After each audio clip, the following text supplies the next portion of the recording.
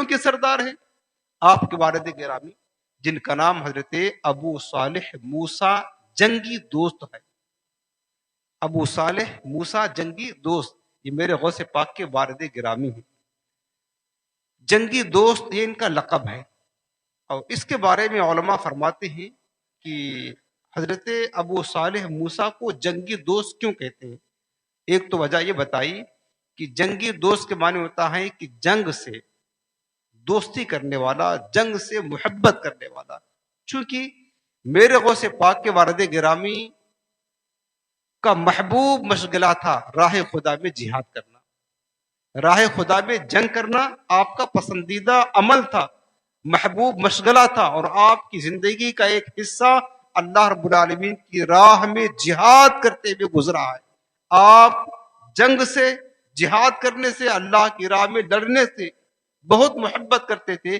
اس وجہ سے لوگوں نے آپ کو جنگی دوست کہنا شروع کر دیا کہ ابو صالح ایسے مرد قلندر ہیں جن کو راہ خدا میں جہاد کرنے سے بڑی انسیت، بڑی محبت حاصل ہے۔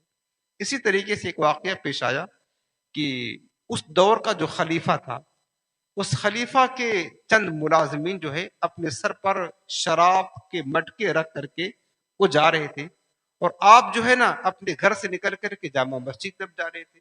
آپ کی نگاہ پڑی کہ خلیفہ کے ملازمین جو ہے انہوں نے اپنے سر پر مٹکا رکھا ہے اور اس کو لیے جا رہے ہیں، یقیناً اس میں شراب ہے، یہ شراب پیئیں گے، گناہگار ہوں گے، اللہ کے عذاب کا حقدار بنیں گے۔ آپ کو برداشت نہ ہوا کہ اللہ کے بندے ہو کر اللہ کی نافرمانی کرے، گناہ کرے۔ آپ کے دل میں جو ایک جذبہ تھا لوگوں کو گناہوں سے روکنے کا، جو ایک جذبہ تھا وہ بیدار ہوا، اور آپ فوراً ان کے قریب گئے، ان کے ہاتھوں سے مٹکا چھینا، اور چھین کر کے گرا کر کے توڑ پھوڑ دیا اور ساری شراب کو بہا دیا۔ اب وہ جو ملازمین تھے آپ کے سامنے، انہیں تو کچھ بولنے کی جرات نہ ہوئی، انہوں نے اپنے خلیفہ سے ان کی شکایت کی کہ ابو صالح موسیٰ جنگی دوست نے ہمارے ساتھ ایسا معاملہ کیا، شراب کی مٹکوں کو توڑ دیا ہے۔ تو خلیفہ نے آپ کو بلایا اور بلا کر کے پوچھا، اے ابو صالح، آپ نے ہمارے ملازمین کے مٹکوں کو کیوں توڑا؟ کس نے کہا تھا آپ کو؟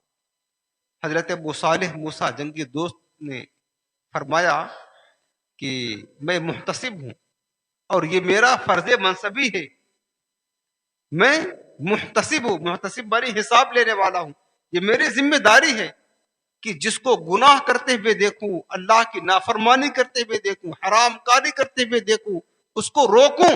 اور حدیث پاک میں میرے آقا نے فرمایا ہے کہ من رأى منکم منکرا فلیغیرہ بیدہ، فرمایا کہ جو کسی ناپسندیدہ خلاف شرع بری بات کو دیکھے، اسے چاہیے کہ اگر اس کے اندر طاقت ہے تو اپنے ہاتھ سے اس کو دور کر دے، اس کو ختم کر دے، اس کو مٹا دے۔ فَإِن لَّمْ يَسْتَطِعْ فَبِلِسَانِهِ، اگر ہاتھ سے اس کو مٹانے کی طاقت نہیں رکھتا تو زبان سے مٹائے، یعنی زبان سے بول کر کے اس کی مذمت کرے۔ فَإِن لَّمْ يَسْتَطِعْ فَبِقَلْبِهِ، فرمایا اگر زبان سے بھی کسی برائی کو مٹانے کی طاقت نہیں ہے تو کم از کم اتنا کرے کہ دل میں برا جانے۔ وَذَلِكَ أَضْعَفُ الْإِيمَانِ، اور یہ ایمان کا کمزور ترین حصہ۔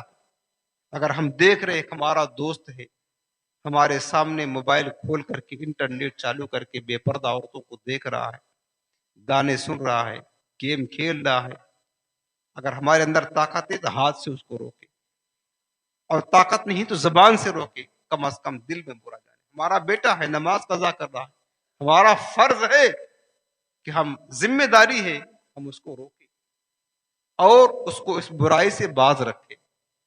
تو حضرت موسیٰ ابو صالح جنگی دوست رحمۃ اللہ تعالی علیہ نے فرمایا، خلیفہ یہ تو میرا فرض منصبی ہے، یہ میری ذمہ داری ہے، میں محتسب ہوں کہ میں برائی کو روکوں۔